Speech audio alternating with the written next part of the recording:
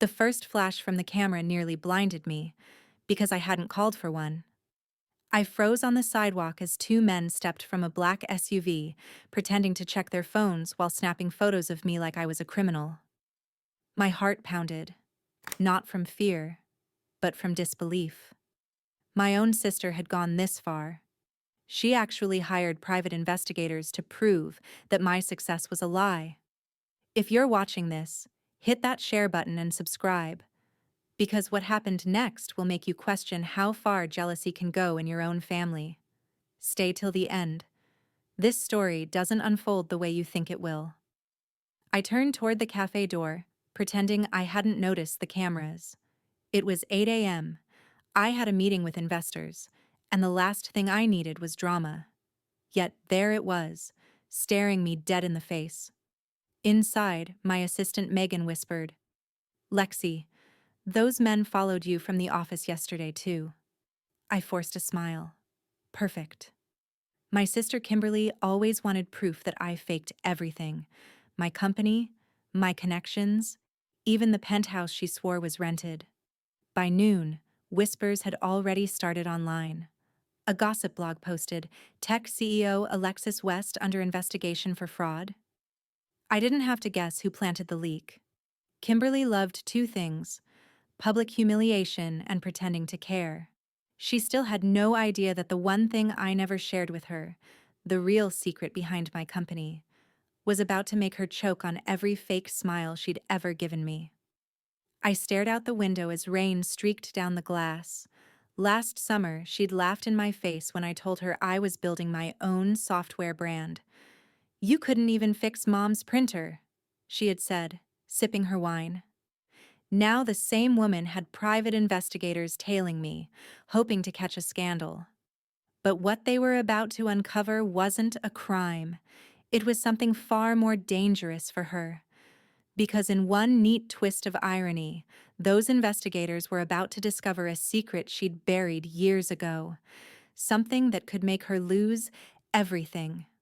When I reached my office that morning, security guards were arguing with a man who claimed to be delivering documents for a legal request. I recognized the voice before I even saw his face. The lead investigator.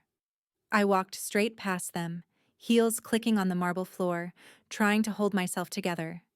Inside my glass-walled office, Megan followed quietly. "Do you want me to call the cops?" she asked. "No," I said, sliding my phone across the desk. "Let them investigate. They won't find what they're looking for." Because they didn't know the truth. The technology they were so desperate to question wasn't even registered under my name. It belonged to a silent shell company that I built years ago, one that quietly owned every patent, website, and license I had ever created. Kimberly always said I'd never be smart enough to protect myself. Funny, she still underestimated how quietly I'd built an empire while she flaunted fake designer bags online. That afternoon, a message popped up on my screen. They found something. My stomach clenched. Not because I was scared, but because I knew what something meant. They'd dug into the wrong files. Somewhere between my old email backups and digital archives, they'd stumbled onto an old set of images, family images, the ones from the year my father's clinic went bankrupt, the ones Kimberly swore had vanished. 2 hours later, my phone buzzed with her name. I answered, my voice calm. "Looking for something, Kim?" Silence, then her hissed whisper. "You think you're clever, don't you? Because you hid your dirty little deals?" I laughed softly. "You mean my legal software company? Or the records your investigators just pulled? The ones connected to the clinic's missing funds 13 years ago?" Another long silence. I almost felt the air freeze on the line. "You stole those," she snapped, trying to recover. "They were private." "Private evidence of fraud?" I said gently. "I didn't steal them, Kim. You hid them when Dad was being audited." Her breath caught. The sound was small, panicked, the sound of someone realizing the ground beneath them had just cracked open. I leaned back in my chair, the city lights flickering through the window. Megan stood at the door, watching me as I spoke softly. Kim, your investigators just connected something you were praying would stay buried. You might want to warn Mom before the next call comes in, from the board. I hung up before she replied. My hands shook, not from fear, but from the slow-burning satisfaction of knowing the truth was already out of my control. The network they'd used for their own investigation had automatically forwarded every discovery to law enforcement databases. The same drive that contained my company's history also held transaction logs from my father's clinic, the money trail that led straight to Kimberly's fake accounts. As thunder rolled outside, I felt that strange mix of sorrow and vindication. She'd wanted the world to believe I was a fraud. Instead, she'd handed investigators the proof that she was. What I didn't know was that her next move wouldn't be surrender. That night, Kimberly walked into my apartment without knocking, eyes wild, makeup streaked, and a thin envelope clutched in her trembling hand. Rain hit the balcony doors like a storm trying to break in. Kimberly stood there, dripping fury and hairspray, clutching that envelope like it could save her life. "Do you even understand what you've done?" she demanded, her voice shaking somewhere between panic and pride. "They called me. The auditors. They've reopened the investigation because of you." I kept my tone flat. "Because of your files, you mean?" I motioned for her to come inside, keeping enough distance to see both her hands. "You've been blaming me since the day Dad fired up steam instead of talking. Always someone else's fault. Never yours." She threw the envelope onto the marble table, papers spilled across it. Bank statements, email printouts, and one faded photo of us at 16, still smiling like family meant something. "You think they'll only go after me?" she shouted. "They'll go after everyone. Mom, Dad, you." I cut her off. "Wrong. The money trail stops at your account, not mine. I kept copies for one reason: to protect myself, not to ruin you." For a heartbeat, she looked small. Then the rage crept back. "I hired those men so you'd be humiliated, not so I'd lose everything." "That's the thing about digging holes," I said quietly. "You never know when you'll fall into your own." Her hand slammed the table. "You think you're some kind of hero because you made it big? Because you live up here while we're—" She trailed off, looking at the glass walls, the skyline behind me. "You forget who pushed you to college?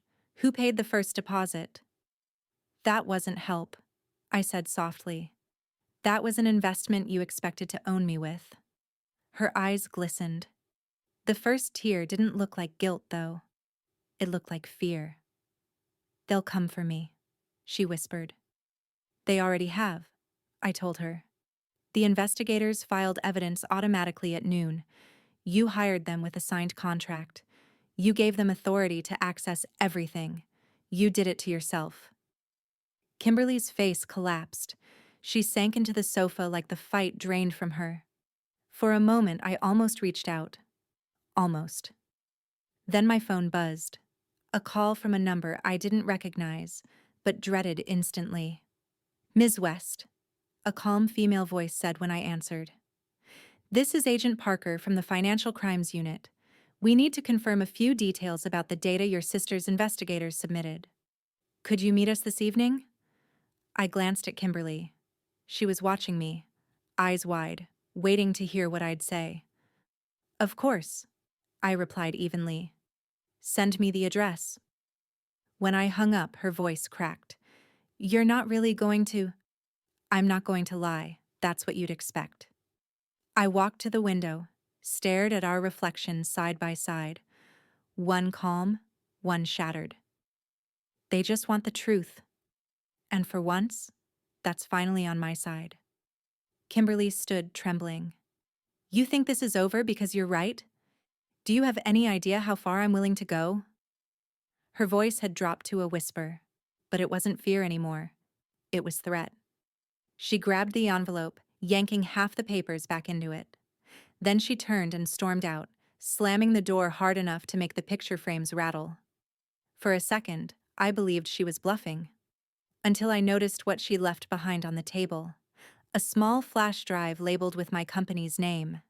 She hadn't dropped it by accident. The timestamp on the corner of the drive told me she'd been copying my files hours before she came here. Somewhere between guilt and revenge, Kimberly had stolen something of mine too. Something I wasn't ready for anyone else to see. The moment I plugged that flash drive into my laptop, the screen flickered, then froze. For a split second, the mouse didn't even move. My gut twisted. This wasn't a simple copy of my files. It was something else entirely. A code window blinked open, encrypted lines scrolling too fast for the human eye. Megan's voice crackled through the intercom. "Lexi, are you okay? The system just flagged a breach attempt from your device." I slammed the laptop shut, heart hammering. Kimberly hadn't just stolen my data. She'd planted something designed to destroy it. My company's entire project, 3 years of research, could vanish in seconds if that malware spread through the network. I sprinted to the server room. The walls hummed with the steady rhythm of machines, LEDs flickering like nervous heartbeats. "Lock the external connections," I shouted. Megan was already on another line with our IT head. "We're trying, but it's forcing replication through backup channels. It's coming from your user ID." Of course it was. Kimberly wanted the investigators to see me as the criminal after all.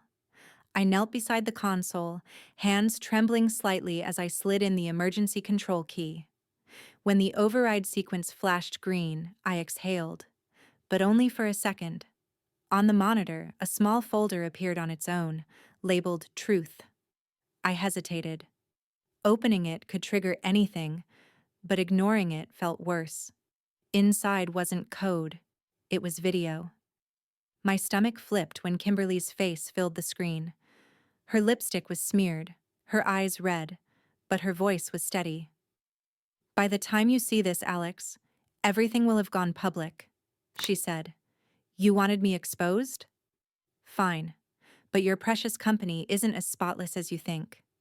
Maybe you should explain to them how you built it using stolen data from Dad's old clinic system." The words hit like static in my ears. "That's a lie," I whispered. But somewhere deep, a second voice asked, "Is it?" Years ago, when MedSync was only a prototype, I'd used fragments of my father's old patient software to model the algorithm. It was legal, technically, but I never filed for the data transfer approval. Kimberly must have found the traces. Megan stepped into the room, pale. "Lexi, the video started streaming online. Someone's broadcasting it." I stared at the monitor. The video already had thousands of views pouring in, comments flooding like wildfire. "This is what you get for betraying family." Another fake CEO exposed. "What goes around?" For a second I couldn't breathe. Kimberly's revenge had just gone global. But then something shifted. The feed glitched, paused, and suddenly another voice. Male, calm, firm, cut in. "This footage is incomplete," the man said as the camera panned to an office lined with legal folders. I recognized him instantly, my company's attorney, James Carter. "The original audit shows Alexis West acquired those assets under an open-source compliance clause. Any modification she made belongs entirely to her." The comments started changing course. Confusion, then doubt, then outrage. But toward Kimberly, not me. James's team must have intercepted the upload and attached the full documentation. When the live feed ended, I just stood there, the storm outside matched by the chaos inside my chest. Kimberly had nearly destroyed me, but her trap just turned on her again. My phone buzzed. Another call from Agent Parker. "Ms. West," she said, calm but edged. "We've validated all the new evidence uploaded tonight. It appears your sister's involvement is wider than we thought. There's an official interview requested for both of you tomorrow morning." I looked out the window at the drenched skyline, neon reflections bleeding down the glass. "Tomorrow?" I asked quietly. "Yes," Parker replied. "And Ms. West, you might want to bring legal representation. Your sister already has. The call ended, leaving just silence, and the thought that this storm wasn't over. Tomorrow might not only decide Kimberly's fate, but mine too. By morning, the rain had stopped, but the city still looked bruised, puddles reflecting a sky the color of steel. My lawyer sat beside me in the waiting area outside the financial crimes unit, a cup of untouched coffee cooling between his hands.